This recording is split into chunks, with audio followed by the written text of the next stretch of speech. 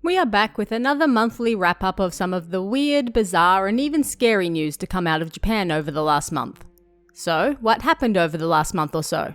Let's take a look. Number 1. You may remember a few months ago that a Japanese politician had to step down after his remarks about rice during these tough times where prices and availability are, well, less than desirable.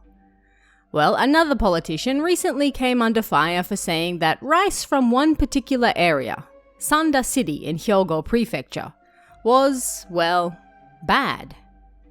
The mayor of Joetsu City in Niigata Prefecture used to attend school in Sanda City, and on July 1st, while at Joetsu City Hall, the topic of conversation made its way to rice, and, for some reason, he felt the need to share how rice from Sanda tasted bad. He then repeated this a few days later, and obviously, Sanda citizens, rice farmers in particular, didn't take too kindly to the entirely unprompted and unwarranted shade. The backlash got so big that the Joetsu mayor ended up calling the mayor of Sanda to apologize, but he refused to accept and demanded he come all the way down to Sanda City itself and apologize in person to the farmers he was casually tossing under the bus. Which he did. He even did some rice taste testing and declared it delicious. You would think politicians would know by now that saying anything disparaging about rice is a death knell for one's career, but hey, at least they keep giving us news to report on. Number 2. On July 28th, the Pokémon Sleep app shared a tweet that probably didn't garner the reactions they were hoping for. "When I thought I sensed someone's gaze," the tweet said, featuring a video of Arcanine kind of just standing there, menacingly, at the door, like something you might expect to see in Paranormal Activity. "This is real horror," said one reply. "I thought this was the classrooms," said another.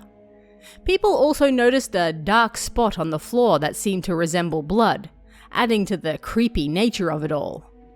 I'm just saying, if Pokemon wants to expand its horizons, the descriptions for most Pokemon are already pretty horrifying all by themselves. It wouldn't be that hard to make a movie or something. Until then, at least we have their social media, I guess. Number 3. On July 24th, it was reported that a 73-year-old unemployed man from Nagoya was arrested on suspicion of fraud. Police claimed that on June 2nd, the 73-year-old called an 88-year-old woman in nearby Kasugai City and informed her that a large amount of money had been transferred to her bank account and was being used for criminal purposes. He then visited her in person, posing as a police officer, and took 2 of her bank cards. News of these types of frauds are sadly not uncommon, but what made this one stand out was the fact that, after arresting the man, police realized something odd. This man had previously been a victim of fraud himself, losing around 100 million yen in the exact same manner. This made them wonder if perhaps that was how the man was recruited in the first place, but investigations are still ongoing. Number 4. Last month, a store employee in Hiroshima noticed something odd while going through the store's accounting. Someone had been racking up hella points on cashless purchases, but these incredibly expensive purchases didn't seem to actually exist. They alerted police to the oddity, and the culprit was soon found. A 19-year-old employee who was doing a little extra cooking during work time, it seemed.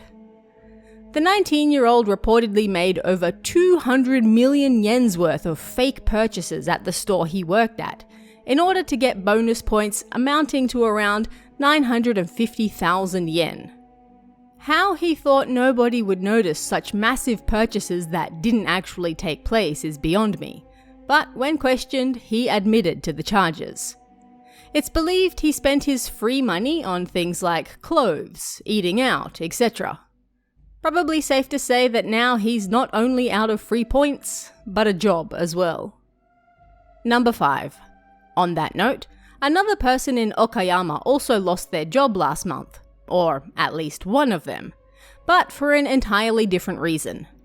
It was reported that a male junior high teacher in his 60s received an official warning for, of all things, working part-time at a convenience store outside of school hours. Yeah, you heard that right.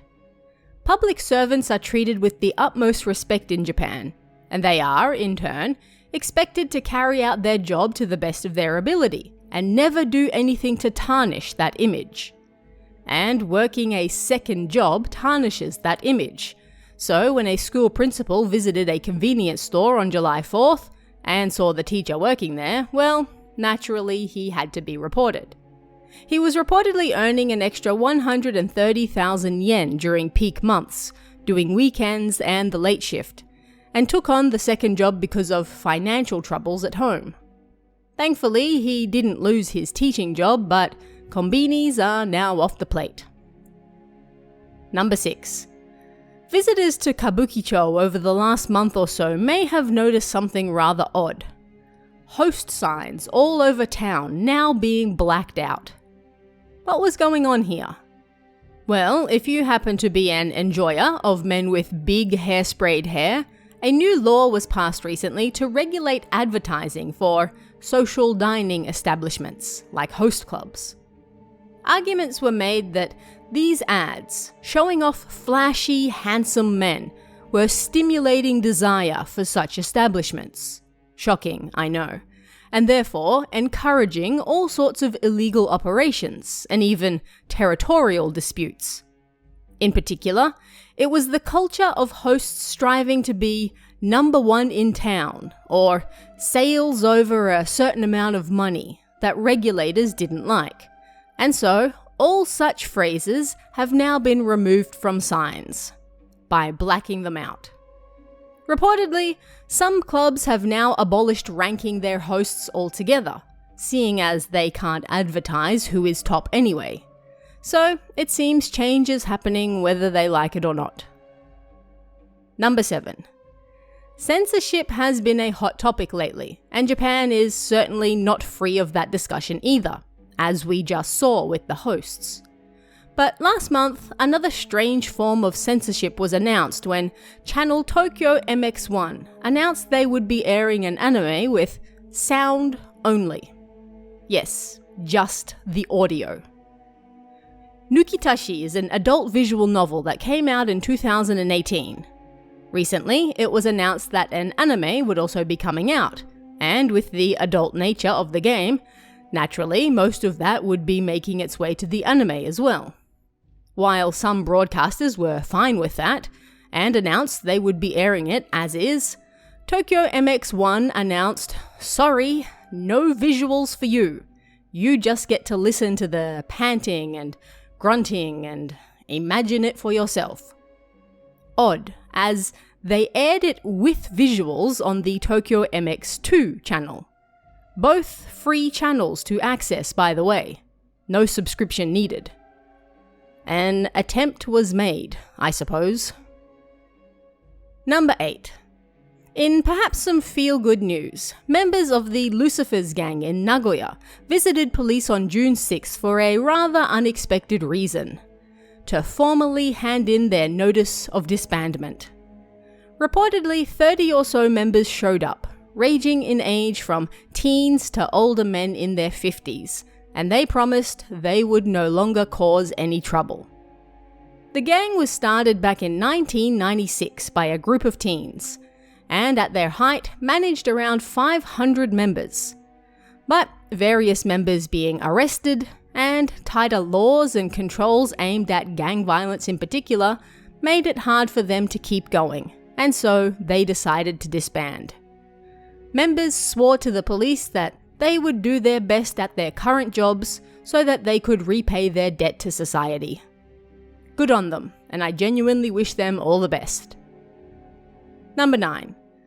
In some "oh god, my eyes" news, it was reported that a 40-year-old man was arrested at a shrine in Shikoku Chuo City in Ehime Prefecture on July 2nd because he was, well, wandering around naked at 10 a.m. in the morning.